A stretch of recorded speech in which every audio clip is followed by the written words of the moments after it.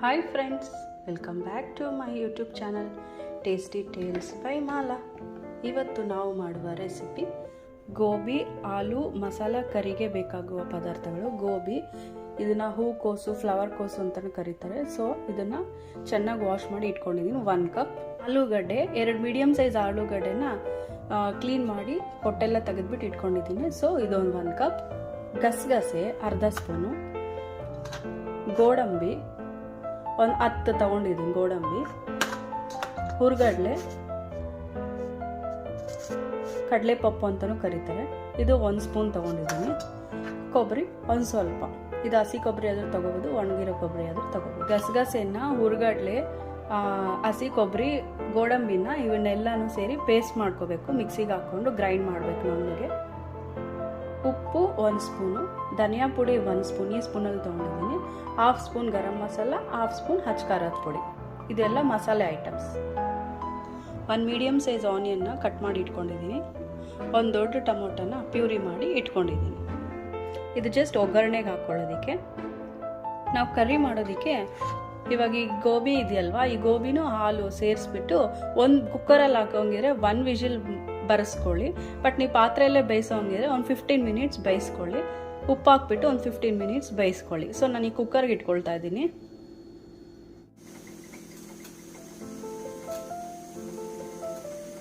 Stove ಮೇಲೆ ಒಂದು PAN ಇಟ್ಕೊಂಡು 2 ಸ್ಪೂನ್ಸ್ ತುಪ್ಪ ಹಾಕ್ಕೊಳ್ಳೋಣ. ನಾನು ತುಪ್ಪ ಹಾಕ್ಕೊಳ್ತಾ ಇದ್ದೀನಿ. ನಿಮ್ಗೆ ಬೇಕಾದರೆ ಎಣ್ಣೆ ಬೇಕಾದರೂ ಹಾಕ್ಕೊಳ್ಳಿ. ಬಿರಿಯಾನಿ ಐಟಮ್ ಹಾಕ್ಕೊಳ್ತಾ ಇದ್ದೀನಿ. 1 ಚಕ್ಕೆ, 2 ಲವಂಗ, 2 ಏಲಕ್ಕಿ, 1 ಸ್ಟಾರ್ ಹೂವು. So biryani item ಹಾಕ್ಕೊಂಡಿದ್ದೀವಿ.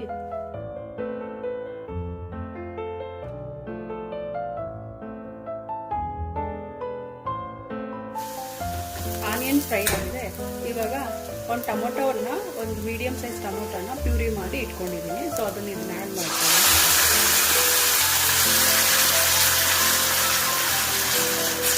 ಇಷ್ಟೊತ್ತು ತೊಗೊಂಡಿದ್ವಲ್ಲ, ಮಿಕ್ಸಿಗೆ ಹಾಕ್ಕೋಬೇಕು ಅಂತ ಹುರ್ಗಡ್ಲೆ, ಗಸಗಸೆ, ಹಸಿ ಕೊಬ್ಬರಿ, ಗೋಡಂಬಿನ ಎಲ್ಲನೂ ತೊಗೊಂಡು ಈ ಥರ ಪೇಸ್ಟ್ ಮಾಡಿ ಇಟ್ಕೊಂಡಿದ್ದೀನಿ. ಸೊ ಈ ಕನ್ಸಿಸ್ಟೆನ್ಸಿಯಲ್ಲಿ ಬರಬೇಕು. ಸೊ ಮಿಕ್ಸಿಗೆ ಹಾಕ್ಕೊಂಡು ಚೆನ್ನಾಗಿ ಗ್ರೈಂಡ್ ಮಾಡಿದ್ದೀನಿ. ಸೊ ಈ ಥರ ಬರಬೇಕು. ಈ ಥರ ಬರೋವರೆಗೂ ಸ್ವಲ್ಪ ನೀರು ಹಾಕಿ ರುಬ್ಕೊಳ್ಳಿ. ಸೊ ಅದನ್ನ ಇದಕ್ಕೆ ಆ್ಯಡ್ ಮಾಡ್ತಾ ಇದ್ದೀನಿ.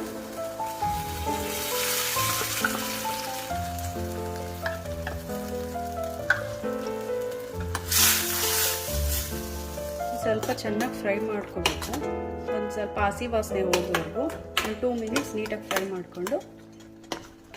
ಸೊ ಇದು ಫ್ರೈ ಆಗ್ತಾ ಇದೆ.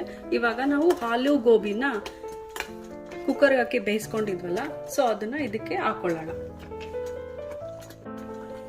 ನೋಡಿ, ಆಲೂನು ಗೋಬಿ ಚೆನ್ನಾಗಿ ಬೇಯಿಸ್ಕೊಂಡಿದ್ದೀನಿ. ಸೊ ಇದನ್ನೀಗ ಇದಕ್ಕೆ ಆ್ಯಡ್ ಮಾಡೋಣ.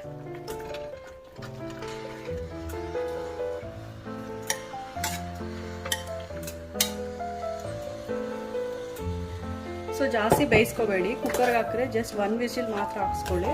ಜಾಸ್ತಿ ಬೆಂದೋಗ್ಬಿಟ್ರೆ ಮತ್ತೆ ನೀಟಾಗಿ ಬರಲ್ಲ. ಸೊ ಇದಕ್ಕೆ ನಾವು ಉಪ್ಪು, ಗರಂ ಮಸಾಲ, ಖಾರದ ಪುಡಿ, ಧನಿಯಾ ಪುಡಿ ಇಟ್ಕೊಂಡಿಲ್ಲ. ಸೊ ಇದನ್ನ ಇದಕ್ಕೆ ಸೇರಿಸ್ಕೊಳ್ಳೋಣ.